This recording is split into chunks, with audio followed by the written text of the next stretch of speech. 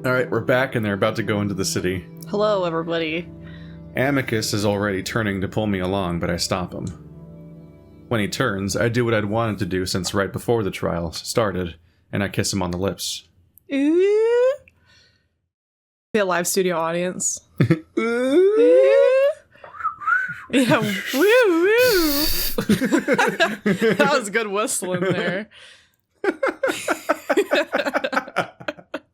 Just the hard commit to fucking it up. Okay, do it sometimes, to some extent. This is all great for the audio. Let's do it right into the microphone. The chariot's really just a large metallic carriage. Wow, we're starting real strong, guys. The chariot is a carriage. It has benches inside with an open top. There are no horses, of course, and it seems to move on its own. It is the first time that I've seen wheels being used for transportation here, though. As we're walking up to it, I notice Virginia and Neferu already sitting in front, and Cassius in the back with Alex. He's very deliberately looking away from us. I whisper to Amicus to get closer to the chariot. That's fucking awkward. Cassius is going? Yes, I think Cato made him go. Despite everything the White Wolf has done, especially in the trial, I can't help but feel a little sorry for him. No. No. I can't imagine having to go out in public right after your years-long campaign was defeated. Amicus hops in first, sitting next to Virginia before reaching down to pull me up next to him. I thought we'd be flying there.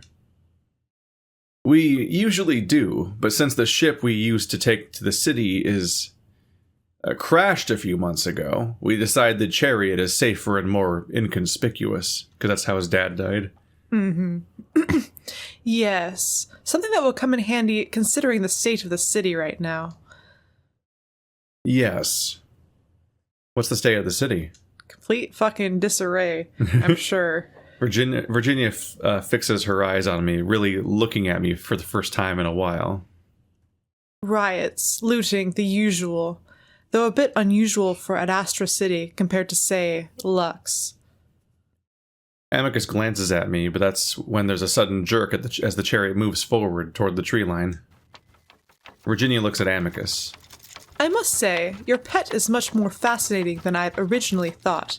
He could barely speak when I first met him. Yes. He was shy. I guess I should have told Amicus that my act had been exposed at this point. Well, we must reconnect with Simia then. They seem oddly intelligent. Yes. Oh, thank the gods for the trees. Vita is much too harsh today. Amicus clearly tries to change the subject as the road turns into the thick forest. Yeah, he's very, subtle. Yeah, very, very subtle. New background. We're blanketed in an eerie green glow as the forest envelops us. Strange, glowing insects fly around our carriage, and I notice how ancient the trees look, gnarled and rough, almost completely blocking out the sky. Hopefully they allow us to freshen up a bit before the ceremony. I'll be a mess by the time we reach the city. Virginia whips out her large, embroidered fan again, waving it frantically in her face. I kind of wish I had one too. My skin's almost immediately sticky in the humid air. You will look fine. Besides, we'll all be in the same state. Amicus glances over at the jackal. I have to wonder what brought you along, Neferu. My presence was requested. By whom? Oh, for the sake of Vita, don't start, Amicus. What? I'm simply curious. No, you're trying to start a fight, which is the last thing we need in front of our triumvirates. Besides, isn't your policy to befriend Chemians? An alliance isn't friendship. Chemians see it as friendship. Besides, everyone probably thinks you're already very close after what was broadcast. Yep. Yeah, that seems like a friendship. Virginia. She hides her smirk behind the fan as Nefero grins beside her. Nefero's pretty chill about that whole thing. He's like, everyone knows. His fucking face. He's like, where he's from, he's just like super, super out. I'm simply reminding you that it might still be fresh in everyone's mind when we get there. Amicus slumps in his seat, legs stretched out in front of him. All the more reason to seem distant. That will probably affect my reputation for years. Oh, don't be so dramatic. The people love such scandals. They simply pretend to be outraged. How much of that is just true? Amicus snorts, but doesn't say anything more, signaling that the conversation is over. I mean, it's a rough time for him. He was very specifically betrayed in a similar way once before, and it was his exact fear that kept him from being out with anybody else. And so, like, that was the big moment with Marrow, was to, like, have that kind of trust in that moment. Well, and that already caused, and then like, it happened us friction. Again. And it's already tender, because it was a whole fight that we just got over. So to have it be brought up again, and to be, like, outed just publicly the sheer number in the most of times. important moment in your entire life. Like, God. The sheer number of times he's regretted having sex with Neferu already. It's only been like a day. Yeah, while reopening his like old traumas and everything. It's just such a fucking mess. He seems like he's handling it much better than most people. I wonder if Cassius, sitting right beside us, is listening in. And he's in the fucking chariot with and it's his brother. It's his brother. How fucking awkward is this ride? It's so awful. Your sister's just talking about your freaking revenge porn. You're there with basically like your current boyfriend. You're there with the guy that you like kind of sort of maybe kind of cheated on with in a certain way. You're there with your fucking sister who knows about your sex life, which is already kind of fucking awkward, and she's already snarky. You're there with your brother, who's the one who outed you in front of everybody in the whole world, who also just fucking hates your guts and like is trying to compete against you immensely. Like he's a huge traitor. And you know the guy that you fucked. Like the guy you want to fuck. They're all in the same chariot. That's the most awkward ride I could possibly think of. The only character that's not here is Kato. Like every character we've honestly, ever that met. Would make it even worse, just because Kato's would not be approving of any of this. Every single character we've ever met, except for Kato and the tailor, are here. That's like all it's missing. The tailor that we quote met. Yeah. We heard a voice. Probably. I find the whole thing strange. The wolf that tried to sabotage Amicus by leaking what was basically a porno sitting right behind us. Yeah, no, that was a revenge porn. Revenge porn's so evil. I turn my head ever so slightly, trying to look back at Cassius to see if he's looking at us. I don't see anything, so I turn around more fully and find that the white wolf is laying down, eyes closed, with his head in Alex's lap. You fucking hypocrite! Oh, goodness. Is he playing with his hair? Oh my gosh. Well, I could have my gay relationship because no one knows about it. Alex is just sitting here playing with his dom's hair. Alex is just having he's having a nice time. Look at the smile. He's the only one who's like having a nice time in the whole chariot. He got everything he wanted. He got to fuck Cassius, and Cassius lost. Yeah. And those are all the things he wanted. And they can have their gay relationship that isn't outed, unlike the other people in the car. Alex looks up at me and smiles at the wave. I wave back, awkwardly, before quickly turning around. Just wave. The visual of him waving. Oh, goodness. He's just like just innocent. It's a fine day. Virginia and Nefer seem to be caught up in their own conversation at the moment, while Amicus continues to sulk, staring at his feet. So, what exactly is going to happen when we get there? Oh, well, the meeting with the triumvirates, as I said earlier. After that, we'll likely get to walk the streets of the district to find the shops and a restaurant, to visit the shops. So I'll just stand right next to you? Yes. All right. For the rest of the ride, I lean against Amicus's side. Then after several minutes, I start to nod off. Amicus notices and wraps an arm around me, and I'm able to comfortably lean against his chest to fall asleep. It'd be way weirder if he didn't notice. I'm actually completely numb on my right side. The next thing I know, I've been nudged awake by Amicus. I find myself staring at several buildings, the sudden change in scenery leaving me dazed. This is like we are spoiled with backgrounds all of a sudden. I know. All this new scenery.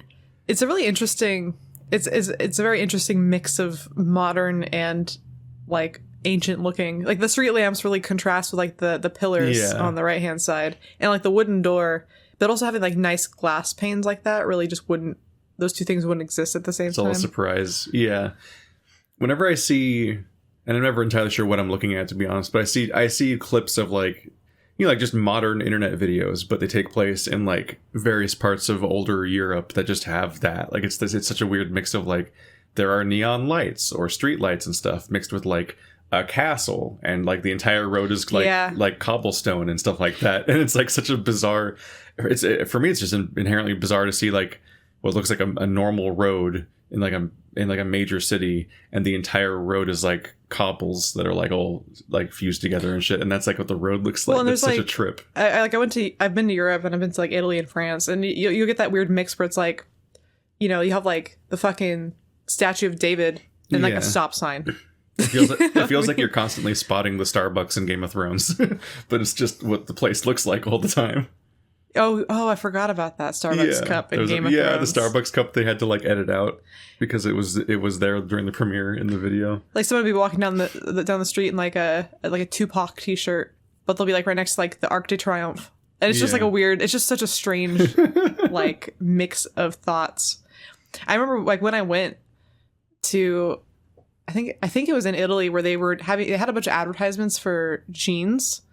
And the tour guide was explaining that like people just don't wear jeans all the time like they do in the US. Yeah. Like jeans were like becoming more popular there. Mm-hmm. And I was like, that's fucking weird. To imagine it being a rising thing and not just like what everyone's wearing. Because they just kind of were always dressed up looking all the time, where they'd be wearing dresses or slacks or like, you know, just nicer clothes. And they had advertisements that were like very American, like with people wearing like jeans. And I'm like, there's a lot of advertisements for jeans. And they're like, oh yeah, I know. It's like kind of like a trend right now. It's like wearing jeans. It's like the American look, and I'm like, oh, that's fucking weird. It's really weird. And you have all the like, English shirts, like all the stuff with like the English, but it's like slightly off. Something's just subtly wrong about it. I remember there was one that was like supposed to be like it was like a slumber party pajama set, but it was something like, it said something like I love girls on it, but it was like supposed to be like girl party, girl power, but it was very like, it came off as like a very lesbian pajama set. Which I honestly almost bought it. It was just like, I love girls. It had I love girls written all over it. And I was like, that's fine. Go for it. Yeah, whereas like in this country, if you're like wearing slacks every day, you're like making a statement. Yeah, Amex is like, I'm wearing jeans because I want people to think I'm cool. I'm wearing pants. Like, yeah, it's like the same thing you're just talking about. It's like the same thing, yeah. He specifically said that jeans are becoming stylish. I wonder if they're riffing on literally what you're talking about. Perhaps. Like explicitly. That's really funny. I find myself staring at several buildings, the sudden change in scenery leaving me dazed. I'm still trying to get my bearings as Amicus hops out of the carriage, reaching up to lift me down. When I look back up, I'm able to see a large group of wolves off to the side, watching us intently. Immediately, I feel self-conscious, the crowd being the largest gathering of wolves that I've seen in person. They come in all shapes and sizes, and I'm surprised to see a few of them are almost as short as I am. The one characteristic that all of them share, though, is their thick-bodied stature. Amicus guides me around to stand in front of the chariot with Neferu, Virginia, Cassius, and Alex, holding me close to his side. One of the old wolves steps forward from the group. Welcome to the Imperial family. Thank you so much for coming on this day of the second trial. It was a marvelous show. That seems like a bold thing to say after a clip of Neferu and Amicus having sex was shown. There doesn't seem to be any awkwardness, though, the old wolves looking eager to talk to Amicus. I am Cicero, first triumvirate of Ad Rote. The old wolf walks forward toward Amicus, setting his paws on the bigger wolf's shoulders and touching the sides of their muzzles together. Oh yeah, like little kiss, kiss the air next to your cheeks thing. Out of the corner of my eye, I notice Cassius shooting us a sour, angry look. The wolf and Amicus hold a short conversation, the older wolf asking Amicus what he thought of Ad Rotai. what problems the city was currently having and how they might proceed in the future.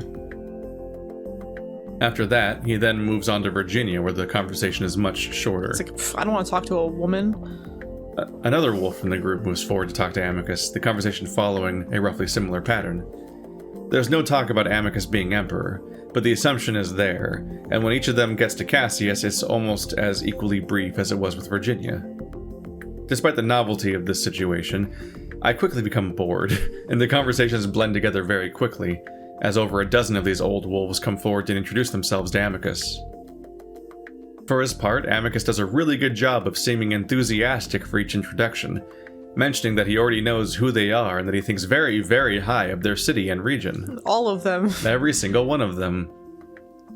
Occasionally they'll glance at me and comment on how strange I look, though it's usually with a positive tone, congratulating Amicus on snagging me. Nice naked mole rat. Very distinguished, horrifying cat monster. That does seem to make Amicus uncomfortable, but I keep a straight face and bow each time, seeming to delight the old wolves with my etiquette. Eventually, these introductions end, but as we start to move toward the shops, the triumvirates continues to follow us, and I find myself having a harder time keeping up with Amicus. Maybe they think we're sexy too. Maybe they just have a thing for naked skinned things. I do like the detail that Amicus clearly remembers how we feel about this exact interaction, because it echoes why we spilled wine on him in the first place. Yeah. Was the idea of being a trophy. And him flexing. He's practically surrounded by the triumvirates. I give up on trying to stay next to him, and even though he keeps glancing at me and calls to me a few times, I just wave him on, choosing instead to walk alongside Neferu in Virginia. At least he's not like, come here, boy. Like, sure, it's annoying, but he's about to become emperor, so it makes sense that he's so popular. After we walk through the streets, wolves call out to Amicus from doorways and windows, and he tries to wave at all of them. Further up the road, a group of children, puppies, show up with flowers in their paws, handing them to Amicus and the triumvirates. Oh, I kind of wish I could see that. Yeah. Why didn't you draw this? Why didn't you draw literally every line of this? I know. Well, because if you draw them, you have to draw everybody. But Yeah. I would like to see the puppies in this universe. And like half these games, by the time they were getting late in the production, they like redraw everything because like they've like consolidated their art style, or the artist has progressed and stuff, and like in order to make it consistent, they have to like basically start over. Like, if we ever get around to it, I wanted to play Echo, which is the game they made before this, and I think they literally redrew the entire game like a couple of years ago or something. Like, they just redid the whole thing. Just so it actually feels more cohesive. Yeah. Because like, it was just very different visually. Also, like, what is it? Haps posted a lineup of the characters that had, I think, everyone except for Neferu in it. And it might have been like the original lineup concept of the characters or something like that. Like, it's all like real sketchy and old looking. And specifically what stood out to me is that like, it was mentioned before that Amicus wears leather pants. Mm-hmm. And that picture, he's wearing like spiked black shorts. Like they, I think they only go to his knees and they're black. So like it's all the more believable they might be like leather or whatever. And they have like, I think he has like a spike belt or something. Like they're like studded. Wow. Yeah, I think he has like a spike studded belt or something. It's like such a different look. Very rock and roll. And you're still like working on the design concepts. He also has an old post where where Amicus has a robot arm. He's like, and like he's like screwing it. He's like, he has a screwdriver into it with his other arm. Like it's like he feels like a Ghost in the Shell picture or something. I feel like that would be a bitch to draw over and over again, though. Yeah. I just think robot arms probably have a lot of like little details and stuff. Oh yeah. Probably a hassle. Dude, I think about that a lot with like because I was drawing Where Garurumon a couple weeks ago, and like I just had, the longer I spent drawing him, the more I just had to think about like, how the fuck was this character cleared for an animated show? Like all these fucking details, and they had to animate him. Like the first thing I know about animation is that you try to like simplify the character design because it's so much to draw. Well, I mean, there's like a super hyper detailed, or at least I think excessive, like over designed like aesthetic to a lot of like Japanese. Yeah. Especially I see it a lot in JRPGs so much. Like I'm just like, dude, do you really need a second belt Dude, do you really need suspenders? Yeah. And like a half, I was like, I'm gonna have a half shirt, and the other side is gonna be asymmetric, and I'm gonna have like all these rivets in my pants, and like all this like Monster Hunter level. It makes me want to go back and like watch Digimon, and I bet you that every time Garurumon shows up on screen, he's like barely moving. He's probably like if he's going through the air, they probably do the thing where they show him from like a kind of under angle, and then like the clouds, like the sky is just moving behind him to imply that he's moving, while he's like just an image that's maybe like bouncing a bit. Like they probably do that all the time. His fur ruffles slightly in the wind. His character's so fucking complicated that I'm like, it's taking me 2 days to draw him once. He's the kind of character I just imagine a kid sitting in class being like, I'm gonna draw a werewolf. It's like, he's gonna have a belt, and he's gonna have like this and this too, and like the kid's just bored, so he keeps adding stuff. He's got scars, he's got earrings all over the place. He's so edgy. He's got a full arm length he has a pauldron that extends into a full arm length sleeve, which ends in fingerless gloves. Oh my gosh. Like, it's so much. It's really funny. He's wearing torn jeans. He's got belts and everything. It was great. This is the character. The more I look at him, he's like he's so try hard. He wraps around into actually looking cool again. He's got like purple nails and shit. It's great. Some kid in class like, this is sick as hell. Like. As I watch this happening, I notice a particularly patchy-looking child, no taller than my waist, standing off to the side awkwardly, looking right at me as she holds a flower in her paws. Maybe she has mange. Wonder if they can get mange. I pause, unsure if she means to give it to me. When I do, she moves closer. So I bend over, reaching out to her. Reaching out, and her eyes widen, probably simultaneously horrified and fascinated at getting this crazy alien's attention. Nevertheless, she comes closer, and shyly pushes the crumpled, wilted flower into my hands before suddenly leaning in and touching the side of her face to mine. For a moment, I see her watery, bloodshot eyes. Then I feel the slightly damp fur brush my skin before she makes an odd yelping sound and runs off down the street. I stare after her, wondering if I'd done something wrong. Found yourself a gift? I look down at the white flower, noticing that several petals are missing. I guess. That one didn't look healthy, did she? Not really. Maybe Cassius had a point with his speech. I think they both made good points, honestly. Nefera gestures at the gaggle of wolves moving further and further away from us. Better catch up before they leave us behind. Yeah. I look down at the flower again, a bit uneasy now, before dropping it to the road, feeling a little guilty as I do. Even though the ceremony is technically over, the triumvirates don't want to leave Amicus alone. I'm kind of amazed at how well Amicus is dealing with them, considering how irritated I'm feeling. Amicus tries to bring me over to his side a few times, pointing out trinkets and souvenirs that he tries to explain, as if wanting to show me a bit of Adastran culture. It's nice, and I can tell he wants that he wants to involve me, but it's far too busy with triumvirates and locals breaking in every 5 seconds to ask or tell Amicus something. I wish he could just tell them to go away, but I know it doesn't work like that. On top of this, my joints are really starting to ache from all the walking, and I wonder if living in the palace for so long has made me soft. Eventually, I just trail the group of wolves, browsing the goods after they do.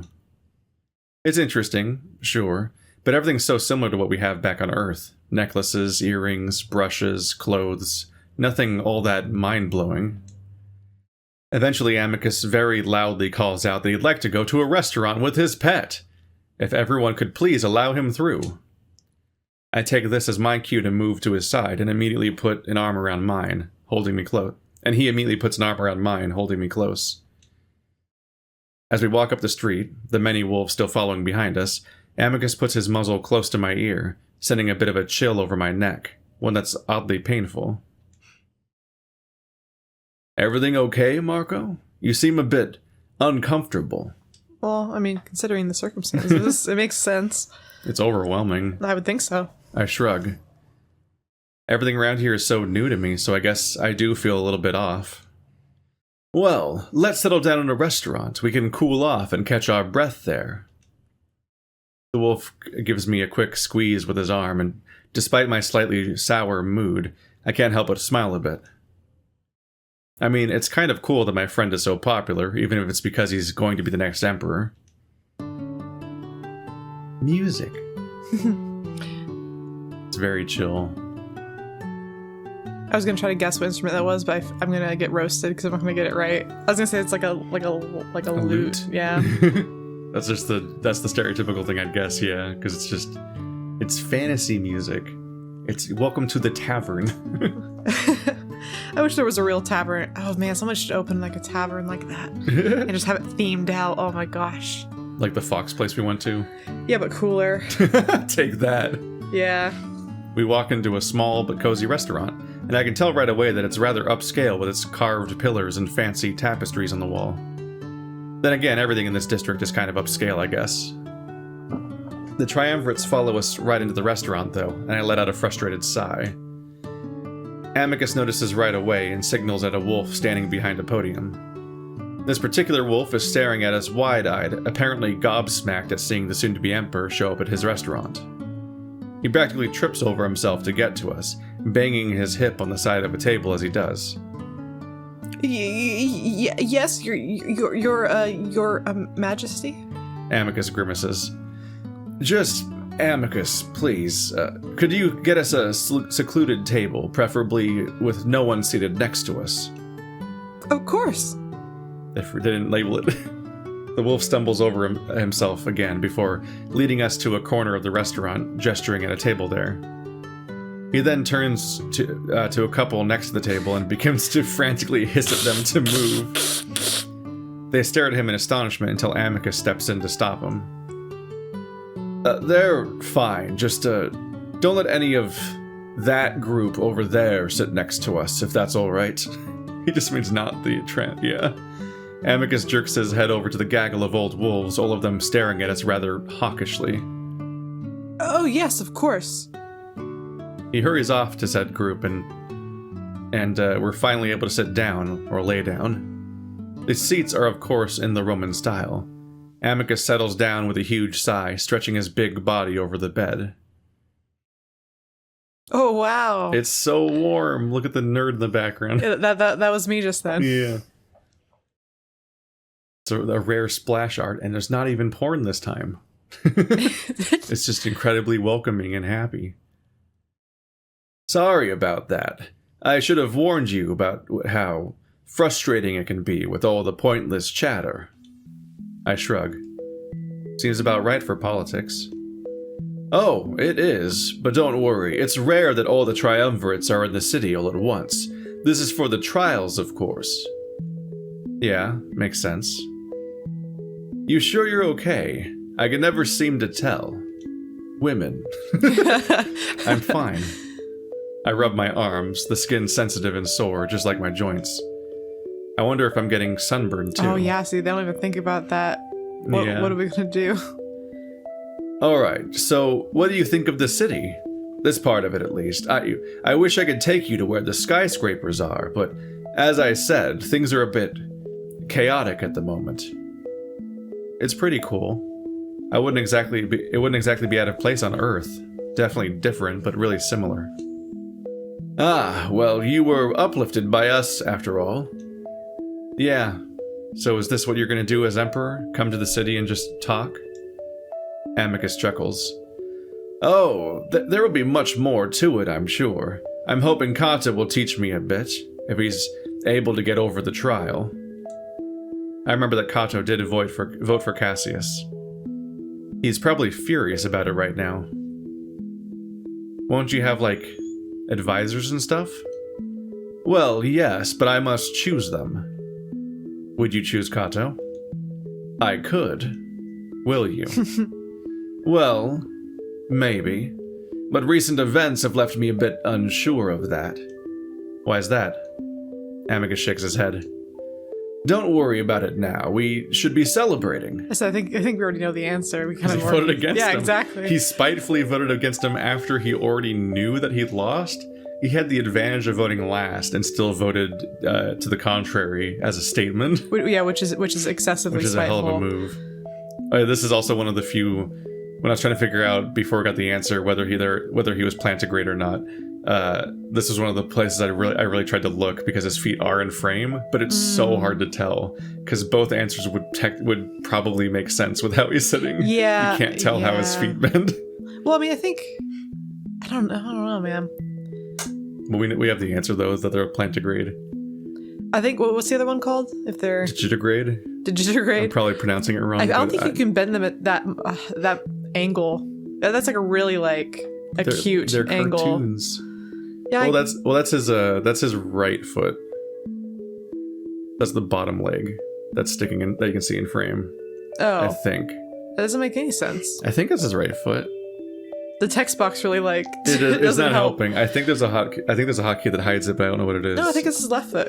I think it's his left. There's his left leg, and then he goes down, and his little ankle's right there, and then he's doing like what I'm doing with my feet. Oh, I have my that is his left foot because I can see his pads. Yeah. I thought his foot was literally upside down. Like those were the bottoms of his toes sticking up. Digimon grade. Digivolve.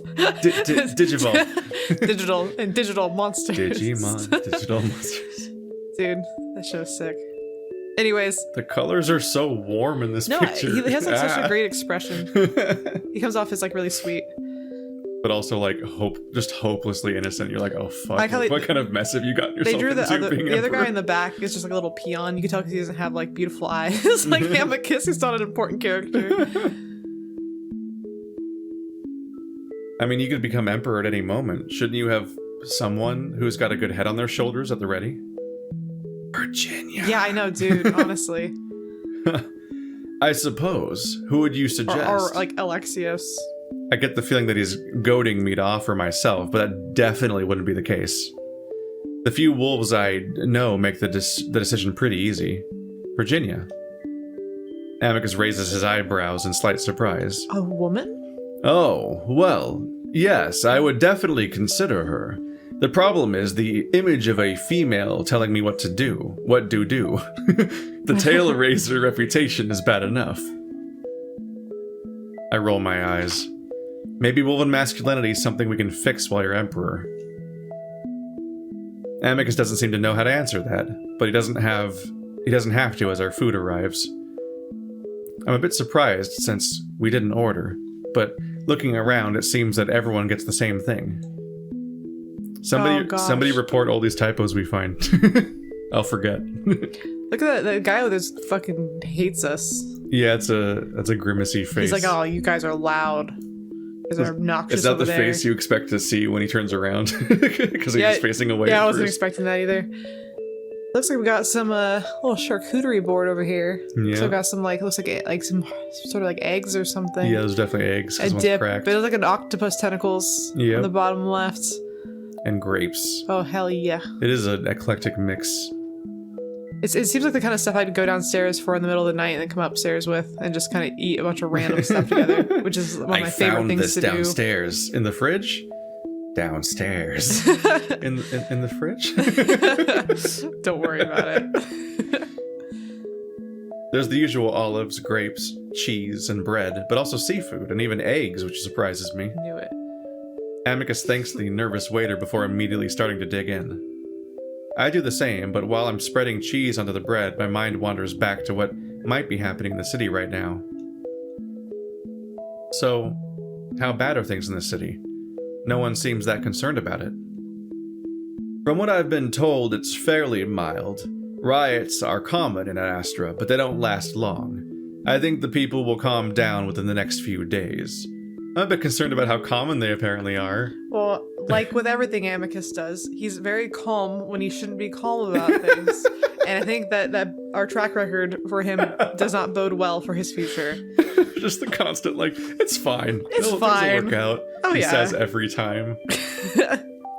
When he's literally only currently becoming emperor because the election was rigged, and he didn't even rig it. He didn't even do it.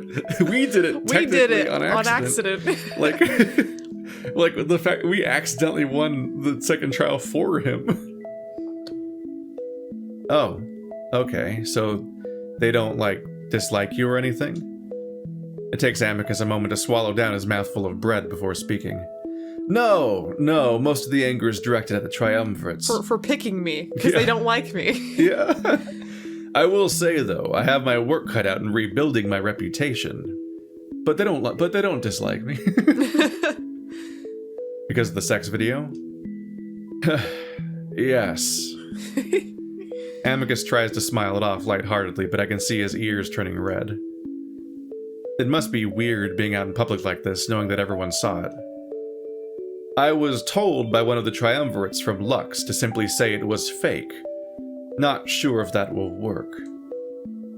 Could be a good idea. Yeah, what's their, how good are they at, what, is Photoshop a thing here? Like, yeah, I don't know how deepfakes are working on this planet. Seemingly not well, because they're apparently none of their shows have special effects, but it was censored. So they have less to work with to begin with.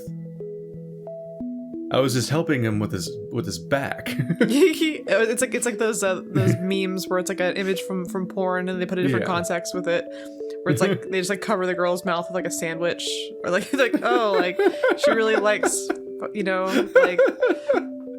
Mr. Pickles sandwiches. Someone just opening wide for a burrito. Yeah, exactly. Like oh god.